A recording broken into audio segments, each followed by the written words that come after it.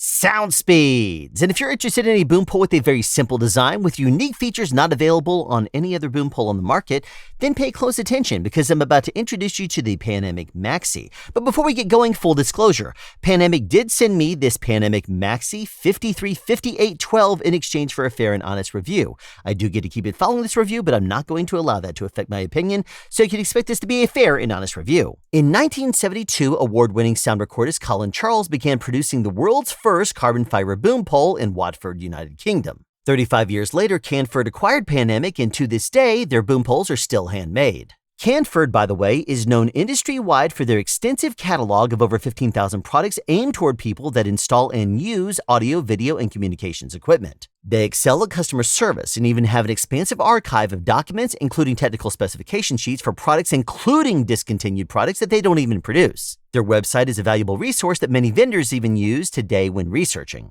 If you have a winning formula, then why change it? That right there is the reason why Panamic still hand makes their boom poles the same way they have for decades. This is the longest boom pole Panamic makes, the 4-section Maxi Model 535812 boom pole. It's a Maxi because when it's collapsed, it's 1.5 meters in length versus the slightly shorter Midi, which is about 1.25 meters long, and the Mini, which is 1 meter or less. Note that that's the collapsed length, not the extended length. So what's with the model number? Well, it's just a stock code Canford gave this particular model of boom. Don't read into it. This Maxi 535812 extends from 4 feet 11 inches, 1.5 meters, to 16 feet 5 inches, 5 meters. When you look at a Panamic boom, one of the first things you might notice is that the outermost segment, the handle, has a nylon webbing around it. This webbing covers the carbon fiber segment that your hands will operate on, thus reducing discomfort from extreme temperatures and lowering handling noise at the same time. These carbon fiber segments are very thin yet strong enough to not give when you press on them with a finger, and part of the reason why is because of the way they're manufactured. Disassemble the boom and you'll notice that each carbon fiber tube is a close-off segment with a hex key adjustment in the middle. This is an adjustable end stop, and that allows you to tighten or loosen the fitting of each segment and control the amount of airflow within the boom, but more on that later. It's important to note that Panamic boom poles cannot be internally cabled, but guess what? Even if you're not a fan of externally wrapped boom poles, some transmitters have become so light that you can mount them on the microphone into your boom pole, and it's lighter than running a cable down your boom pole. And with today's digital transmitters and the quality that they put out, there's really no need to run a cable anymore down your boom pole unless you want it for a counterbalance or something like that with a transmitter mounted on the butt end of your boom pole. What a time to be alive as a boom operator. The knuckles, or thimbles as Panamic refers to them, are silent in operation and very easy to grip. A series of small nylon bushes inside allow the locking mechanism to function dead quiet. Lithium grease inside keeps everything lubricated, and the only sound you'll hear when extending or collapsing in the air is the airflow inside of each segment, but again, more on that later. I will also add that the thimbles of this boom pole will not hurt your hands even if you grip it really hard and slide. See, there's no marks on there. But if you lean this against something that's kind of delicate, it might, if there's a little bit of vibration, cut into that. What am I referring to? Well, I made the mistake of leaning this boom pole against one of my other carbon fiber boom poles as I was driving down the road, and there was a little bit of a vibration that was enough to cut in and make a mark on the carbon fiber segment of that boom pole. Now, something to be aware of. I will also add that this thimble makes a great nail file, and because it's so big with such a big amount of surface area, you have plenty of room to do all your nails. The rubber bung on the bottom of the boom pole prevents damage to the butt end of the boom pole. It's nothing special, but the titanium tip on the opposite end is next level strong. Yes, it's made of titanium, stronger and lighter than a stainless steel tip, and this is actually a quick release with a standard 3/8/16 on one side and the old school film standard of 5/16 on the other side. The locking screw doesn't require cranking to hold in place, and even if it's loose, it won't fall off. Not all Panamic booms have detachable tips, so refer to this chart to see which ones do. Panamic booms are designed to be user serviceable, and the Canford catalog contains the entire list of parts for all Panamic booms so you can get whatever breaks or needs replacing and perform the repair yourself. And if you have any questions on how to perform a repair, Panamic has a user guide on their website, panamic.net. I've secured a half-liter water bottle to the end of this Panamic boom as a reference for weight. When fully extended, you can see the flex in the boom pole as I swing it around. It does bow a bit, but when you swing it around horizontally, the tip is slightly delayed due to the flex, but when you stop, it immediately snaps back to center. When it bounces up and down during walk and talks, the flex absorbs body movement, holding the microphone stable. Although flexible, it feels very strong and is a very good balance between flex, stiffness, and strength. Remember when I mentioned the airflow inside the segments? Well, if you go vertical and loosen the thimbles, the airflow belays the microphone's descent, preventing the segments from free-falling and snapping closed. That airflow can be adjusted with a hex key inside of each segment at the adjustable end stop. So if you want a slower fall, you can easily adjust it to be, and if you want it to fall faster, you can do that too. It's an ingenious design that will protect your fingers, but not without an equal and opposite counter effect. When you go to extend the boom pole, you have to fight against this counter air pressure trying to pull the segment back in, but that's the design, to slow airflow in either direction. This would not be possible with hollow segments like those found on every other boom pole on the market.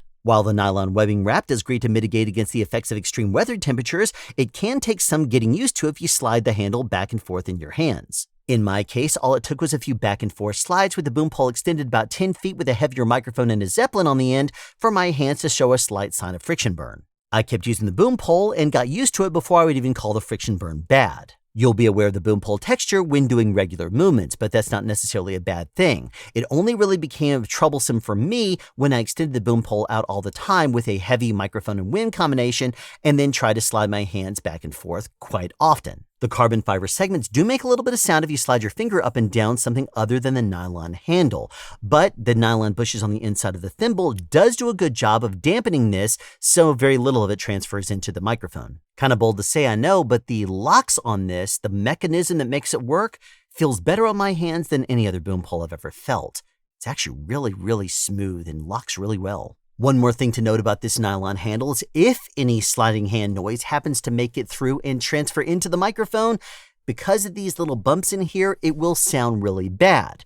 Good thing that very little of this sound actually transfers through the handle though. And yes, this nylon wrap does do a great job of eliminating almost all transfer noises. As for extending or collapsing the boom pole, removing the air pressure thing from the equation, that action itself is the smoothest of any boom pole I've ever felt, and it doesn't require much tension to fully loosen or lock tight. If you're looking for segment wobble, you will not find it. The thimbles literally lock the segments against each other with the slightest of turns. Although this boom pole weighs about the same as boom poles of equal length, it feels a little bit heavier in your hands due to the weight distribution. But because the segments are thinner, if you have small or medium-sized hands, you may find it easier for you to wrap your hands around and handle than other thicker diameter boom poles. From the first second you use it, it works optimally with 0 break-in time. Even at full stick, it's not difficult to extend or collapse thanks to the strong yet easy to operate thimble locks. The one exception I encountered was a slight bit of resistance with this middle thimble lock.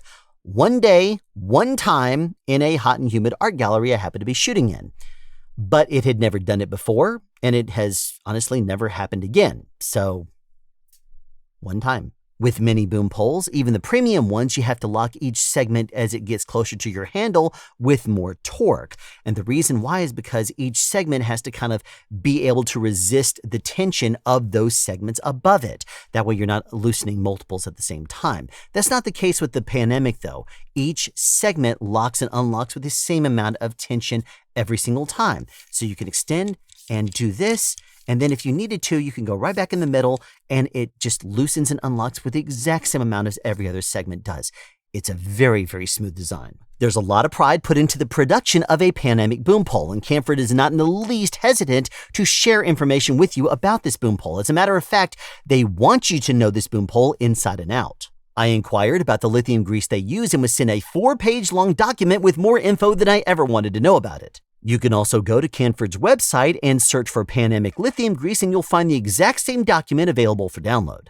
The same thing goes for the silicone fluid used when adjusting or replacing end stops. Just go to their website and look for Panamic silicone fluid and you'll get all the details on that too. They aren't like some other manufacturers that like to keep a special secret sauce so that way you have to come back to them for maintenance and repair. No, instead they give you all the tools you need to succeed in the maintenance and repair of the boom pole that you bought. Now, if you want their professional and keenly tuned eyes to actually take a look at your boom to verify that everything is working correctly, you can send it to them. They're not against doing that for you. But they do arm you with all the information you need to successfully maintain your boom pole. The step-by-step instructions for something as easy as dialing in the sliding action performance is clear and easy to follow. Once you get a feel for how easy it is to adjust, you can quickly make adjustments to your preference on set, even in low light. Canford takes pride in their Panamic booms and shares articles with success stories and tweaks users have made to Panamic booms on their website. Just search Panamic News and you'll find them. One tweak I found interesting is how Mark Roberts screws a spike into the end of his boom pole to eliminate the need for a stand. On social media, Canford routinely shares everything from their Panamic origins and history to celebrating accomplishments like this 15-year length of service award given to Alan Greaves, who had handmade thousands of Panamic boom poles at the time this photo was taken. So Panamic booms get 2 big thumbs up from me here at SoundSpeeds, and if you've never felt one before and you're in the market for buying a new one, you might want to try one before you spend your money. It feels great with any microphone, shock mount, and wind protection you want to mount on the end. It has many easy-to-maintain features unique in the boom pole market, and it's ready for any extreme weather environment you happen to throw at it. It's wonderful. The only potential downfalls is that it feels a little bit heavy in your hands than other similar length boom poles. You cannot internally cable this boom pole at all, and if you have it extended out with a lot of weight on the end of it, and you're trying to slide your hand, it could lead to a little bit of handling noise. All in all, though, it's a really awesome boom pole. You should check it out. Thanks for tuning in to this episode of SoundSpeeds. Be sure to tune in the future for more product reviews, deep dives, and as always, sound advice. Have a question you'd like answered or want to add something? Be sure to write it in the comment section down below. You can also make a suggestion for future topics of discussion. Again, comment section down below, or you can email me at soundspeeds@yahoo.com. Be sure to subscribe and turn on notifications so you won't miss out on future sound advice.